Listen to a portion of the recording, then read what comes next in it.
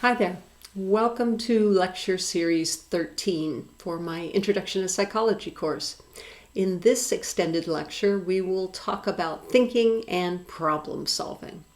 We'll cover hypothesis testing and the work of two psychologists who won the Nobel Prize in Economics for their work in the new field of behavioral economics. What is thinking? Thinking is the use of knowledge, information to solve problems and to make judgments and decisions. That's why I put problem solving and judgment decision making in the same lecture.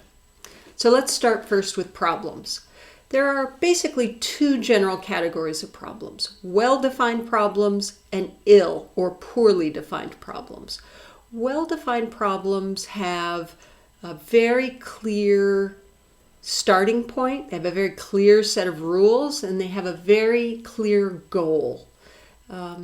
Nobody argues about the rules or when a well-defined problem has been solved. It's very straightforward. Ill-defined problems often lack a widely agreed upon starting place. People disagree about the rules or the permissible actions that one could take to solve an ill-defined problem. And people don't even agree on when an ill-defined problem has been solved. So let me give you an example of well-defined and ill-defined. Classic example of well-defined problems is board games. Checkers, chess, Monopoly, and what I'm showing you in this slide is a puzzle known as the Tower of Hanoi. And the goal of this puzzle is to take those red discs that are on the left side, or the left tower, if you will, and move it to the right. But there's two rules that everybody agrees on. You can never place a larger disc on top of a smaller disc, and you can only move one disc at a time. So the starting position is very clear. This is it. The ending position is really clear. All of the discs are on the far right peg. And the rules are very clear. In fact, you can map out the exact steps that you need to solve the Tower of Hanoi. So this is an example of a well-defined problem. Everything is clear. Ill-defined problems are the ones that we spend our lives struggling with. So, for example, what makes a good marriage? What defines success? How do you know when something is a painting or when a painting is finished? What defines a poem? How should you raise a child? We disagree about all of these problems, how they can be solved and what a good solution looks like. Right now in the U.S., our political system seems like one giant morass of ill-defined problems. We can't seem to agree on anything anymore. What's allowable, what's a solution, what's a failure. It's a big mess. Those are ill-defined problems, and ill-defined problems are hard to solve. I'm going to talk about three obstacles in problem solving, and they're very interrelated. So fixation, functional fixedness, and mindset. Those are the three obstacles to problem solving we're going to discuss. Fixation is when you get stuck thinking about a problem in a particular way. And as a result of that, you can't step back and take a fresh perspective to solving the problem. In other words, if you've heard the phrase, think outside the box, fixation is an inability to think outside the box. It's when you're stuck thinking inside the box.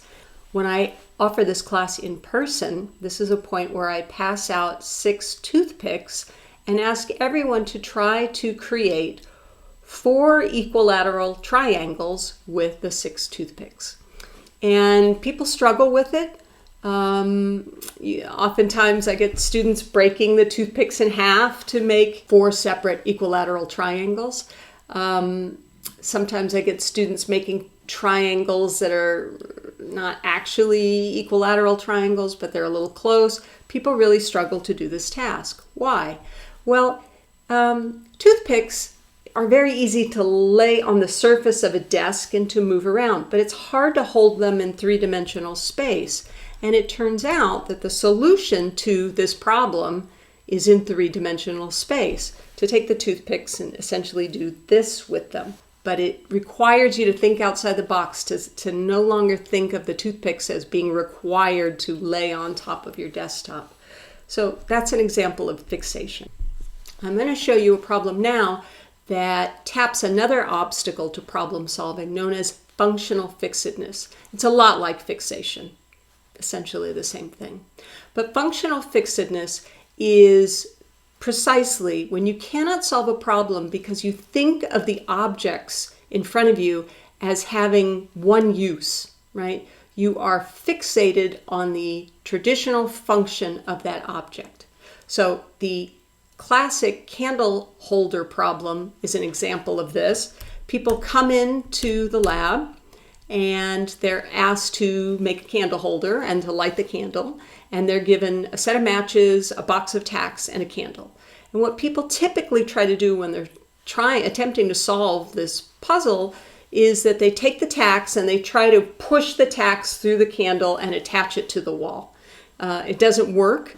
The candle falls apart, and even if it did work, if you lit the candle, it would burn the wall.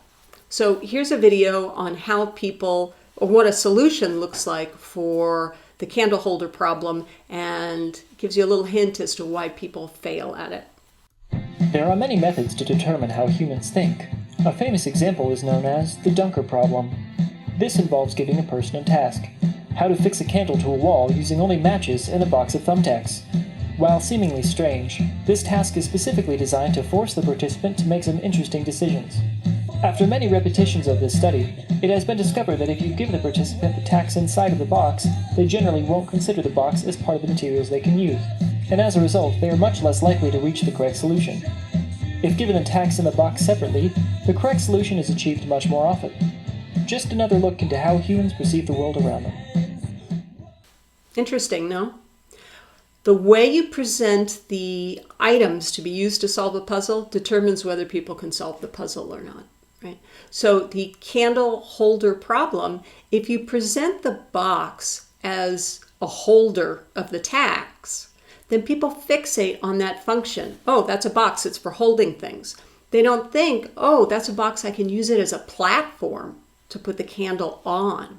So we get stuck thinking about objects as having particular properties. That's functional fixedness. So for example, you might be trying to tighten a screw, or maybe you need to tighten a screw, but you don't have a screwdriver. Well, in a lot of conditions, you could use a dime, right? So if you think of the dime not as money, but as a sort of a temporary screwdriver, you can solve the problem.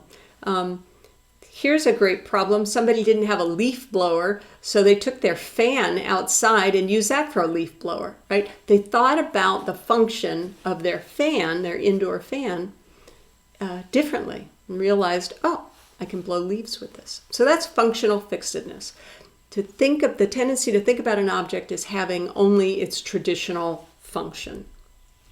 The third thing I wanted to tell you about was mental set. And you may have heard the phrase, because we've always done it that way. Corporations who want to hire employees hate it when folks say, well, you're doing something because we've always done it that way. It suggests that somebody is in a mental rut. And that mental rut, we call a mental set. It's when you approach a problem or try to solve a problem in the same way that you've always solved problems like that.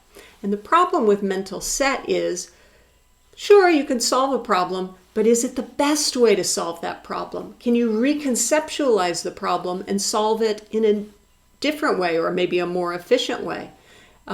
So for example, maybe you go out on your first date, and for some reason the person you're going out on this date with really likes bugs, and so you tell her about everything you know about bugs, and the date goes really well. Okay, fine. Maybe 6 months later, you're going on a different date with somebody else, and you think, ooh, talking about bugs worked last time. I'm going to talk about bugs on this date. So you're talking about bugs and bugs and bugs, and the person who's there is like, what's wrong with you, right? That's getting stuck in a mental rut. That's a mental set. You need to take a break when you're stuck. You need to take a break and come back later and try to solve the problem in a new and different way. So there are a lot of different ways to solve a problem. You can use trial and error, right? You can use a sort of a Spock-like computational approach known as an algorithm. You can also use these quick and dirty rules called heuristics. And come back and we're going to talk about the use of heuristics in solving problems and making decisions.